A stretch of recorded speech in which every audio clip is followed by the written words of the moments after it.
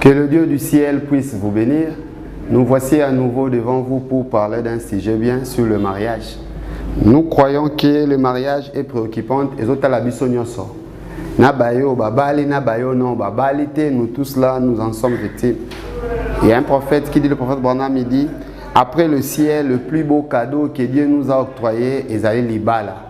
Et moi, personnellement, je dis, la plupart bateaux babala bientôt ou alors bazan ba prendre ba couple na bango, je crois sur 100%, 80% bon mon nzambete parce que bala la kanaba douleur, bala muka kanaba douleur, peine ba réalité multiple. J'aimerais parler un peu de mariage et comment reconnaître son conjoint. Par rapport à bateau no babali, comment ils peuvent améliorer ba regard na bango à l'égard ya bayo yo bango babali parce que na Matthieu 19 verset 4, la Bible dit, il répondit, n'avez-vous pas lu que le Créateur au commencement fit l'homme et la femme? Et qu'il dit, c'est pourquoi l'homme quittera son père et sa mère, s'attachera à sa femme et les deux deviendront une seule chair. Ainsi, ils ne sont plus deux, mais ils sont une seule chair. Que l'homme donc ne sépare pas ce que Dieu a uni ou a joint. Que le Dieu du ciel bénisse sa parole. Nous voulons parler du mariage. C'est le lien sacré que Dieu a établi depuis Éden, dans Genèse 1, 26 à 28. Là, il nous a été dit, Dieu a constaté quelque chose dans l'homme. Voilà un peu pourquoi nous ne devions pas casser ces liens-là. Bible lobby, au commencement, dans verset 26, Dieu dit, faisons l'homme à notre image, c'est notre ressemblance. Et qui domine sur les poissons de la mer, les oiseaux du ciel, les bétails et toute la terre, sur tous les reptiles et qui rampent sur la terre. Il dit plus loin, Dieu créa l'homme à son image et il les créa à l'image de Dieu. Et il créa l'homme et la femme. Ok.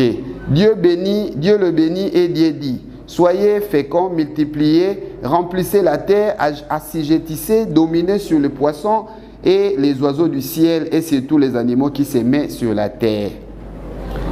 Continuant, dans Genèse 2, verset 16, il est dit, l'Éternel Dieu donna cet ordre à l'homme. Tu pourras manger de tous les arbres du jardin, mais tu ne mangeras pas l'arbre de la connaissance du bien et du mal, car le jour où tu en mangeras, tu mourras. J'aimerais sauter un peu. Je prends directement le verset 18, l'Éternel dit, il n'est pas bon que l'homme soit seul. Je lui ferai une aide semblable. Je crois que dans Genèse, là où il est dit, dans 26 à 28, là où il est dit, Dieu créa l'homme et la femme. L'homme apparaissait, au-dedans de lui, il y avait la femme, mais qui n'était pas apparue. Mais dans l'homme, il y avait aussi la femme. Dieu les avait créés, mais il l'a mis dans l'homme. Et plus loin, on nous a dit, mais l'homme en soi, sur le plan spirituel, pouvait être deux. Mais personnellement, il se voyait une seule personne. Alors, Dieu a dit, 21 dit, alors l'Éternel Dieu fit tomber un profond sommeil sur l'homme qui s'endormit et il prit une de ses côtes et referma la chair à sa place. L'Éternel Dieu forma une femme de la côte qu'il avait prise de l'homme et il l'amena vers l'homme. Et l'homme dit, voici cette fois, celle qui est l'os de mes os et chair de ma chair. On l'appellera femme parce qu'elle a été prise de l'homme. En réalité, l'homme et la femme sont un. Voilà un peu l'idée du mariage. Quand nous nous marions, nous allons chercher l'âme sœur, la côte manquante dans la côte flottante de notre côte, un autre nous, un autre moi, celui qui fait la satisfaction de l'autre. Voilà un peu l'idée du mariage. Et cela a été la cause du départ. Voilà pourquoi chacun de nous est censé reconnaître et revoir cet homme-là. J'aime dans Genèse 2, quand l'homme a vu la femme, tant il dit, voici cette fois-ci, celle qui est l'os de mes os, chair de ma chair. On l'appellera femme parce qu'elle a été prise de l'homme. Et de lors, il dit, c'est pourquoi l'homme quittera son père et sa mère, s'attachera à sa femme, ils deviendront une seule chair. L'homme et sa femme étaient tous de nus et ils n'en connaissaient point. Veut dire quoi ici, là-dedans? Nous allons comprendre que l'homme est incomplet sans sa femme. L'homme ne peut pas être bien sans être aux côtés d'une femme. Maintenant, comment reconnaître cette femme-là que c'est ma femme? C'est ça le vrai débat. Le livre des Proverbes 18, il dit quelque chose de bien. Et la Bible dit dans Matthieu 15, verset 5, Dieu dit, sans moi, vous ne pouvez rien faire. Pour trouver le chemin du ciel, tu dois passer par Jésus. Pour trouver la femme qui était en toi avant l'éternité, Osana devoir yakozonga vers celui qui connaît l'éternité, celui qui a le secret de mystère, qui te révélera la femme de ta vie. Et ce n'est pas facile, c'est dans la prière. Dans Genèse 24, nous pourrions voir quand Eliezer est allé pour trouver la femme de Isaac, il est allé en prière avec des vœux, de trouver une femme, pas une femme moderne, une femme normale, mais une femme qui était la femme de son maître, alors qu'il ne se connaissait pas, mais il a trouvé des traces, il a mis des signes, il a vu la forme de comportement, une manière dont la femme s'est présentée, elle a dit, celle-ci, c'est vraiment ma femme. Voilà un peu dans Proverbe, quelque chose de bien dit, et ça n'a pas raté quand la chose a été définie. Voilà un peu comment trouver la femme. La femme là, dans le choix, dans le mariage, je crois, la chose la plus difficile à trouver, c'est le choix de sa conjointe ou de la femme de sa vie, ou la femme reconnaître l'homme. Il y a beaucoup de beaux garçons à tes côtés, il y a beaucoup de belles filles, mais en dépit de belle ou beau, moi je crois que ta femme n'est pas belle ou beau, c'est ta femme, parce qu'on peut trouver, par manquant d'équilibre, l'homme est incomplet sans sa femme. Et quand tu trouves une femme, tu as trouvé le bonheur. Voilà le sage qui a pu avoir 1000 femmes, pouvait nous donner assez de conseils nobles pour nous positionner. Dans le livre des Proverbes 18, verset 22, là la Bible dit quelque chose de bien. Livre des Proverbes 18, verset 22, la Bible dit, celui qui trouve une femme trouve le bonheur, et c'est une grâce qu'il obtient de l'Éternel. Beaucoup de gens font des choix. Comme ça a toujours été le cas dans Deutéronome 30, verset 15. Il a dit, j'ai mis devant toi le choix. L'homme a été créé un agent moral libre. Il y a des volontés parfaites et il y a la volonté permissive. Au moment de Moïse, mais en conséquence, ce n'était pas la volonté parfaite de Dieu. Et nous devions trouver la femme de notre vie.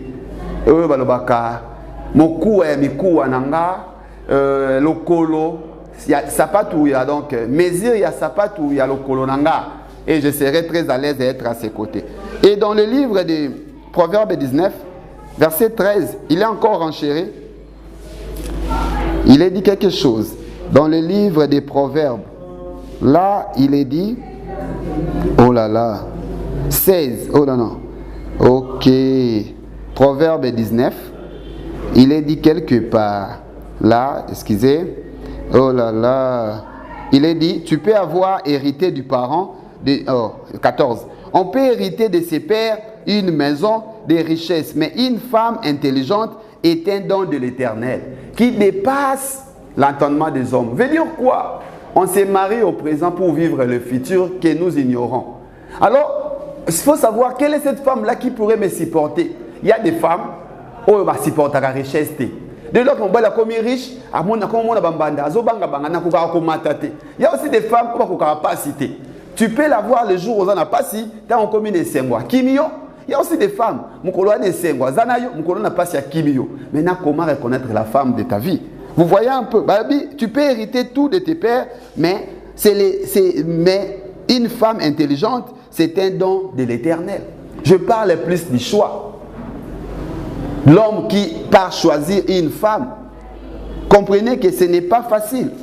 Et c'est seulement dans la prière, auprès de l'autre, dans la prière et la parole, qu'on peut trouver une femme.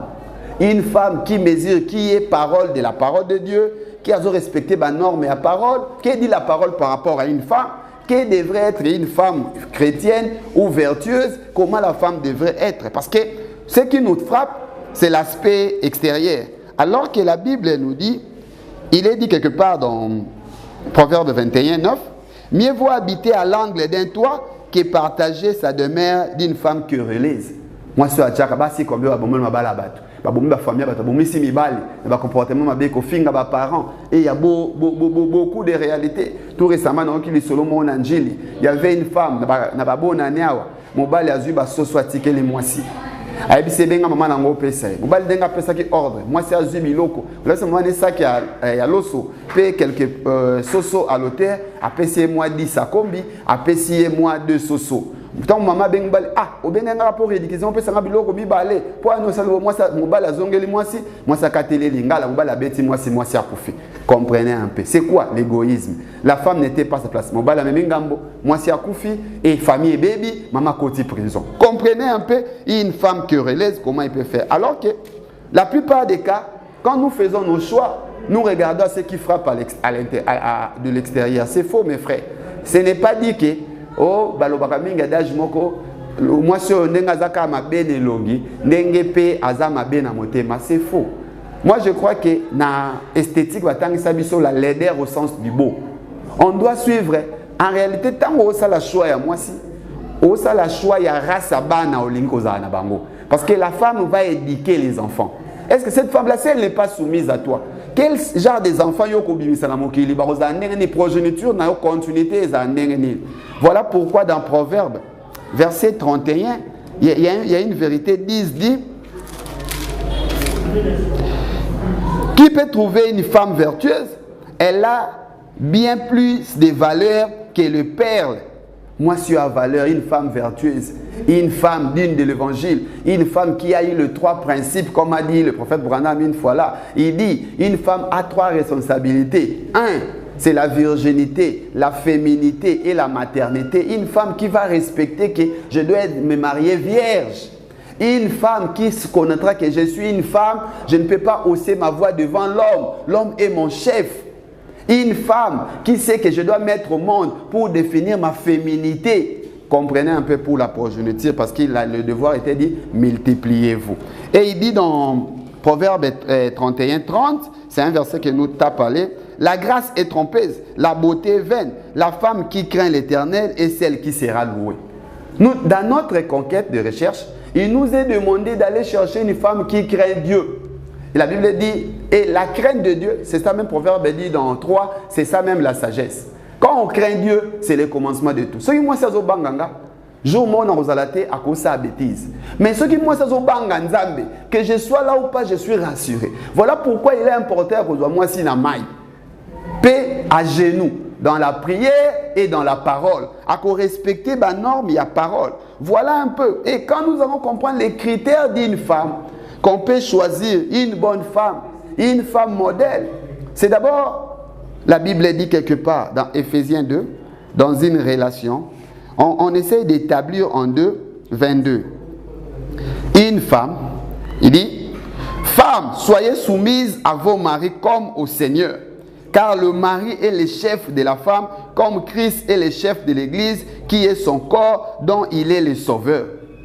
La femme doit reconnaître l'autorité à mobile, à la soumise à l'établissement mobile. Si tu veux te marier, tu dois apprendre à se soumettre à ses maris. Donc ton mari ne cherchera pas aussi ton malheur. À cause de la nuance poyo aux ala bien. Voilà un peu. Et Bible Zoloba. Et le mari aussi. Et or, de même que l'Église est soumise à Christ, les femmes aussi doivent l'être à leur mari en toutes choses. Marie, aimez vos femmes comme Christ a aimé l'Église et s'est livré lui-même pour elle, afin de le sanctifier par la parole après l'avoir purifié par le baptême d'eau, afin de faire paraître devant lui cette Église glorieuse, sans tache, ni ride, ni rien de semblable, mais sainte et irréprochable. En d'autres termes, c'est quoi? L'homme a aussi le devoir d'éduquer sa femme. L'homme connaît d'où il vient. La Bible dit l'homme doit prendre la femme et la ramener à une autre civilisation. Nous venons de des familles. L'homme a le droit d'éduquer, d'inculquer à la femme de bonnes choses. Oh ya kolinga, aebisa mwasi, oh yeza malamu ya lingi, afin que baloba langage moko. Parce qu'en réalité, quand nous sommes un dans le mariage, cela signifie quoi? Yo na culture na yo, na na façon nanga. Nous venons tous les mettre ensemble pour définir notre couple. Le couple est toujours en deux. Tu as une éducation, j'ai une éducation, j'ai les faiblesses, tu as tes forces. Nous les mettons tous ensemble. Et voilà, balobi, hein? Car ainsi les maris doivent aimer leur femme comme leur propre corps. Celui qui aime sa femme s'aime lui-même. Car jamais une personne haït sa propre chair, mais il les nourrit et les prend soin. Et le mari, le respect, l'autorité que tu veux avoir dans la femme, l'autorité est définie au verbe donné et la prise en charge de cette femme-là. Car la Bible dit dans Genèse 3, verset 16, il est dit: dès lors que la chute a été établie, l'homme dominera sur toi et tous tes besoins seront tournés vers ton mari.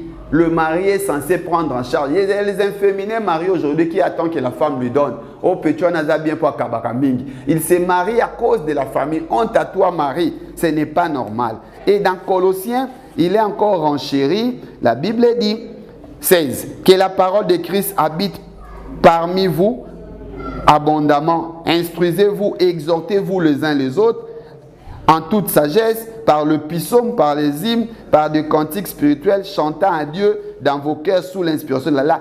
Le mariage doit être bâti sur la parole de Dieu, sur le principe biblique, échanger, partager, prier ensemble. Ça va donner encore l'unité et dans le corps, comme il y a des intimités, et aussi dans l'esprit, il y aura le chant, il y aura la prière, il y aura le partage. Et il dit, quoi que vous fassiez en parole ou en œuvre, faites tout au nom du Seigneur, en rendant par lui les actions de grâce à Dieu le Père. Femmes, soyez soumises à vos maris, comme il convient dans le Seigneur. Maris, aimez vos femmes et ne vous aigrissez pas contre elles. Voilà un peu l'idée sur le couple chrétien qui est tout à fait exigé, qui est l'amour et qui est la soumission et le respect de l'autre. En d'autres termes, le vrai amour qui va essayer d'amener cette femme de pouvoir respecter, c'est quand il verra en toi que tu l'aimes, tu veux son bien.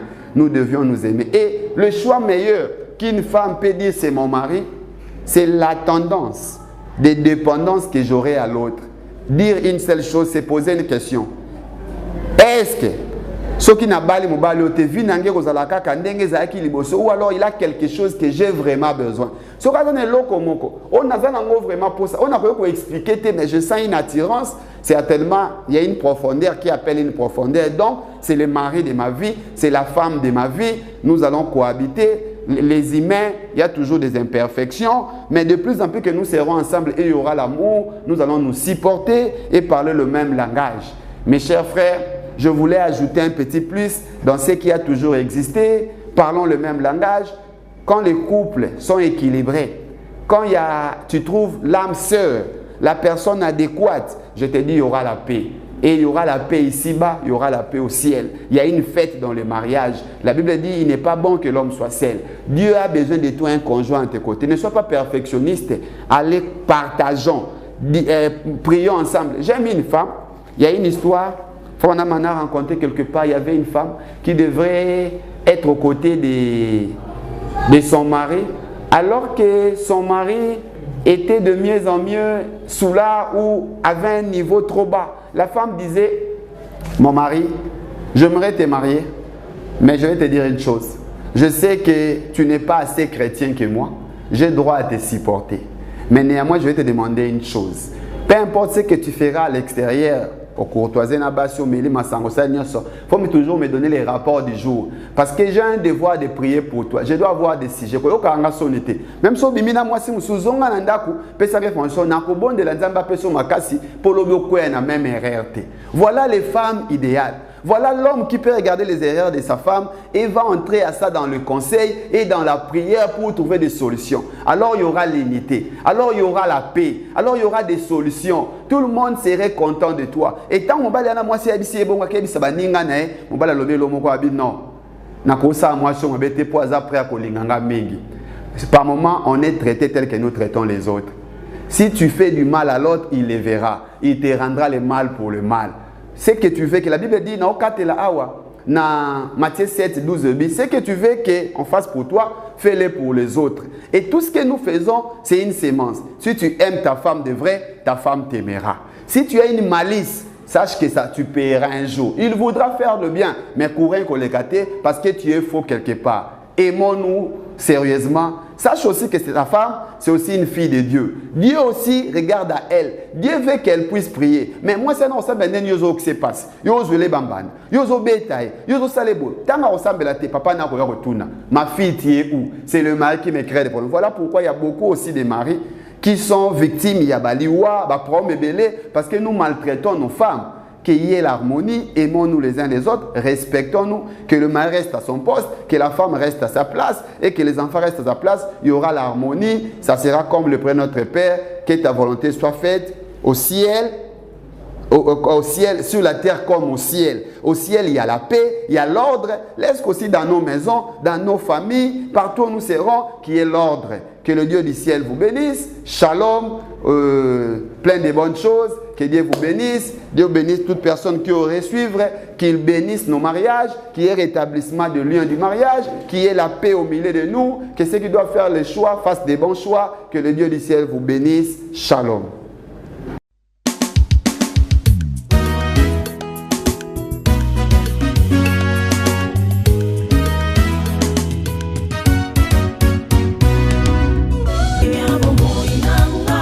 Baba na yonde mopanga, katatola yo baswa bosomi.